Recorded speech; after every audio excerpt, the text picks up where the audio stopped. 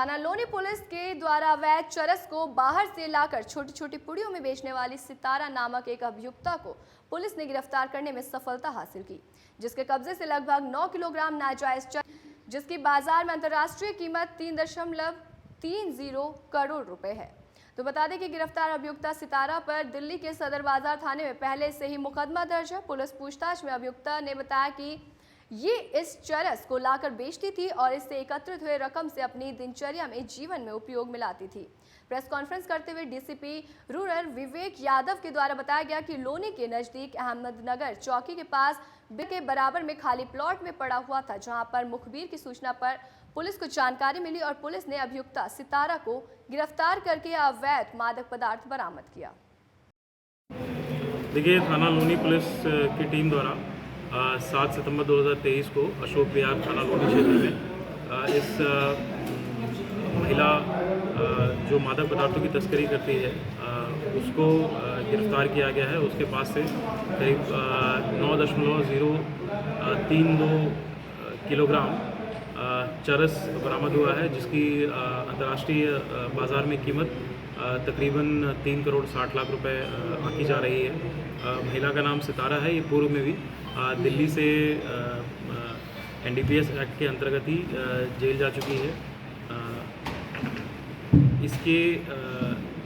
इस इन्वेस्टिगेशन के आगे का जो क्रम है उसमें इन सब पहलुओं पे जानकारी की जा रही है कि ये कहाँ इसको सप्लाई करती थी और ये इनका ओरिजिनल सोर्स कहाँ से होता था। इन सभी पे जानकारी की जा रही है और उनके विरुद्ध भी कड़ी से कड़ी कार्रवाई की जाएगी। सर ये बताइए कि इसका प्रोफाइल क्या था और पिछले कितने समय से ये काम कर रही है? देखिए, सबसे पहले 2006 में दिल्ली के थाना सदर बाजार से ये जेल गई हुई है और पूछताछ में प्रकाश में आया है कि तब से और उसके कुछ और दिनों पूर्व से ही ये मादक पदार्थों से संबंधित ये कार्य करती हैं। प्रोफाइल में इनका बेटा भी NDPS एक्ट में ही जेल में अभी निरुद्ध है।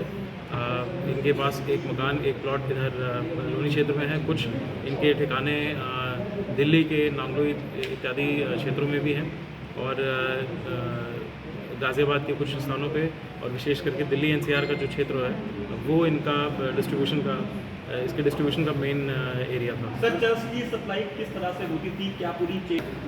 देखिए, एक चीज़ ये प्रकाश में आया है इनकी पूछताछ से कि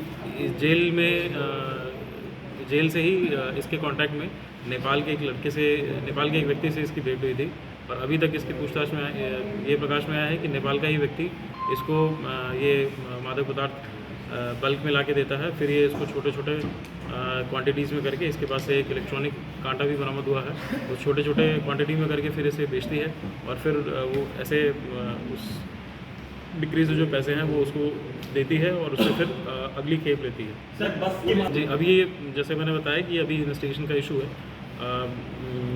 जिस व्यक्ति से इन्हें ये मादक पदार्थ मिलता था, ऐसा इन्होंने बताया है कि वो रोडवेज इत्यादि की बसों से आके इनको ऐसे सामान दिया जाता था।